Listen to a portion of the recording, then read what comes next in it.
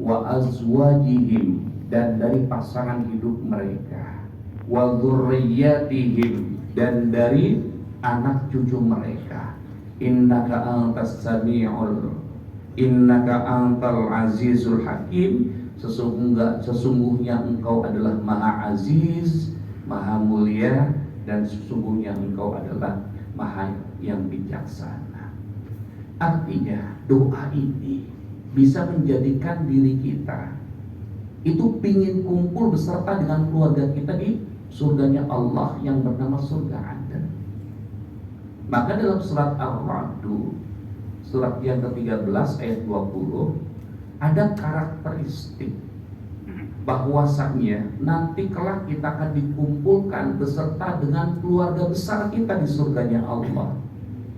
Apa karakternya? Yang pertama adalah alladzina yufuna bi'ahdillahi wa la yanqudunal mitsaq.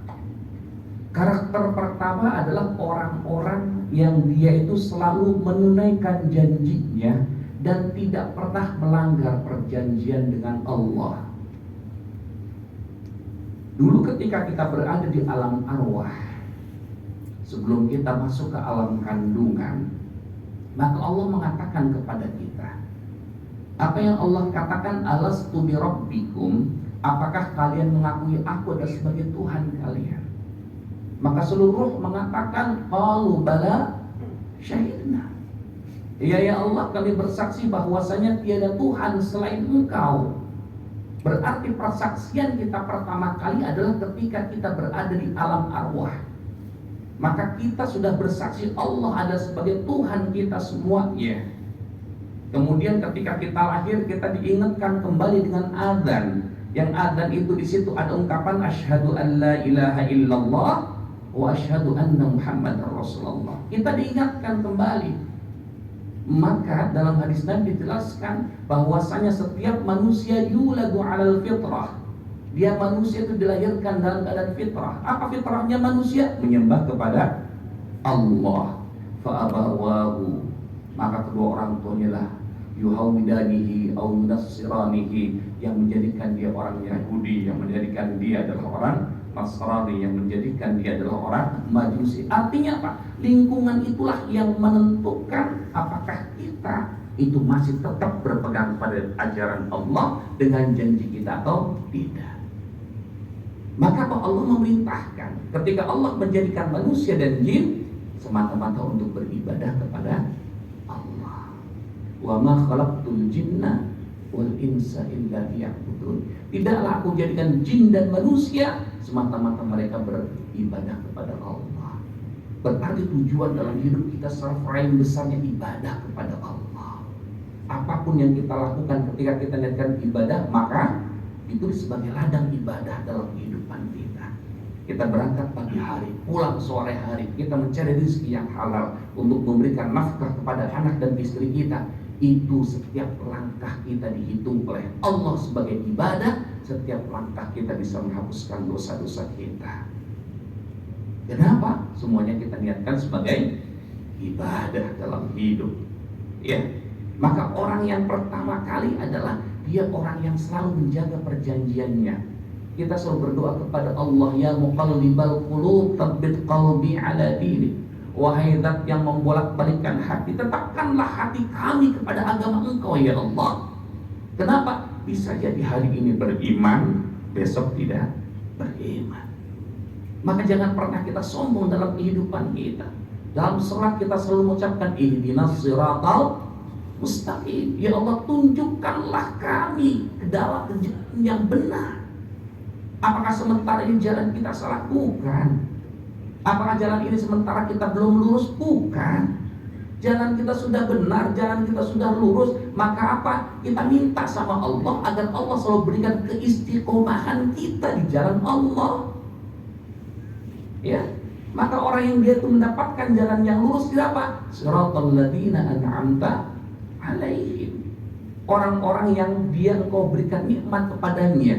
Siapa orang berikan nikmat? Yaitu minan nabiyina was-siddiqina wasyuhada was-salihin. Para nabi, orang-orang yang jujur, orang-orang yang syahid, dan orang-orang yang saleh.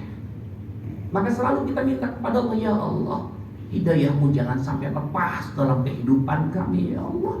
Kenapa bisa saja dengan suatu hal hidayah itu lepas dari kita semuanya? Na'udzubillah min dzalik. Maka perjanjian kita yang pertama dengan Allah adalah perjanjian kita menyaksikan bahwasanya tiada Tuhan selain Allah. Yang kedua, walladzina yasiluna ma amarallahu bi ayyusala.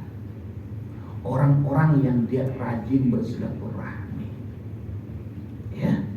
Dia rajin bersilaturahmi. Artinya apa? Dia jaga.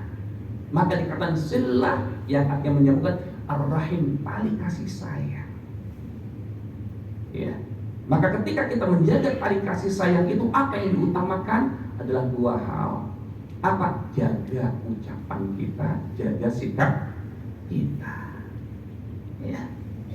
Ketika kita melihat dalam surat An-Nisa bahwasanya disebutkan wattaqullaha alladzi tasaaluna. Tasaalun, saling membutuhkan di antara pasangan hidup. Wal arham, jaga silaturahmi.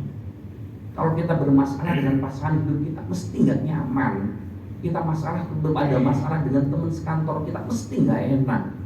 Maka jaga silaturahmi sampai orang yang mulia di sisi Allah. Akhlaknya itu ada 3 orang, 3 karakter. Pertama adalah orang yang ketika dizalimi tapi mau memaafkan.